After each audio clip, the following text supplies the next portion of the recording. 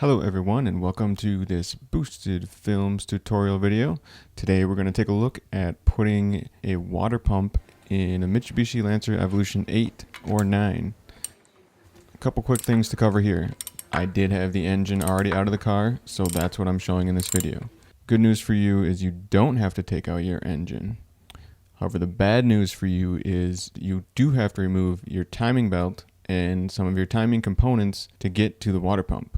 So if the water pump is leaking on your Evo, you're probably going to end up doing your water pump and your timing components all at the same time.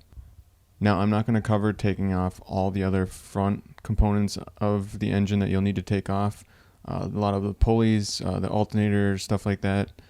You're going to have to take a lot of that off to get to this point. Just know that. Now, this video will not cover the full timing belt replacement and how to do your timing belt. That video will be coming very soon. Now I just want to be sure to let you know that it's going to be hard to get off that bolt that's holding the crankshaft balancer pulley on, because this 22mm bolt is really tight. So you're going to most likely need an air impact wrench to get that particular bolt off. Now the first thing we actually want to do is set our timing so it's at number 1, top dead center.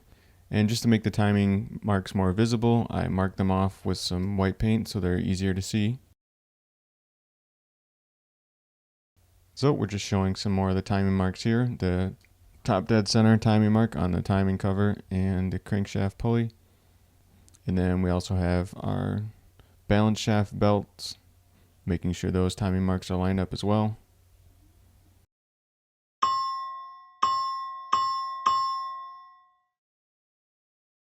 And then the first timing component I loosened up was this tensioner pulley.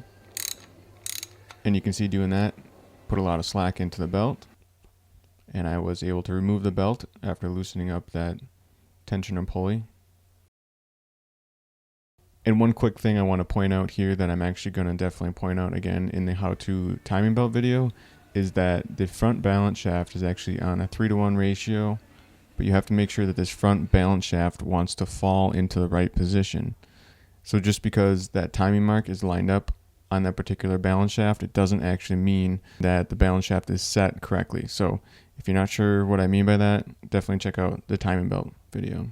So the next thing we're going to do is remove the 2 bolts holding on the timing belt tensioner.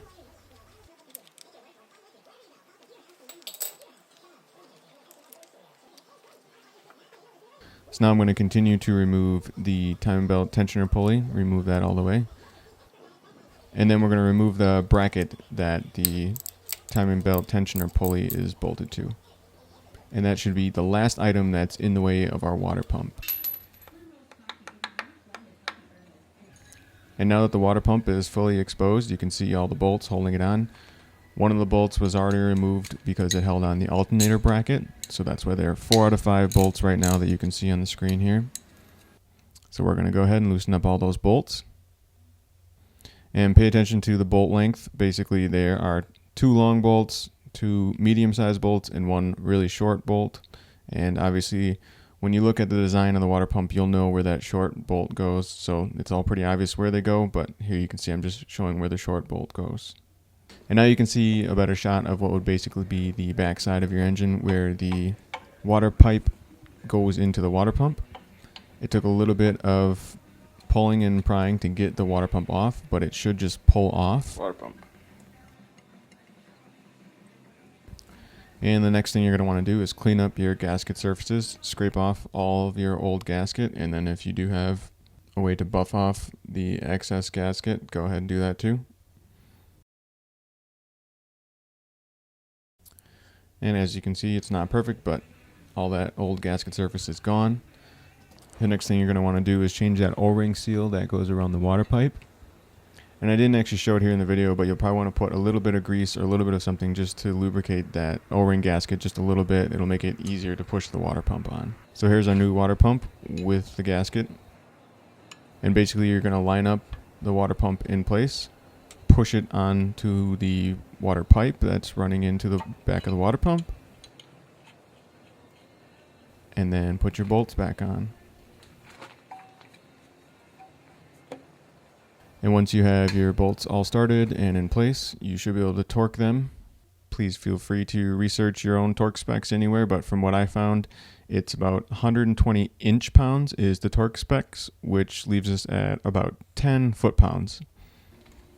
So once those bolts are all torqued, you have your new water pump set and in place.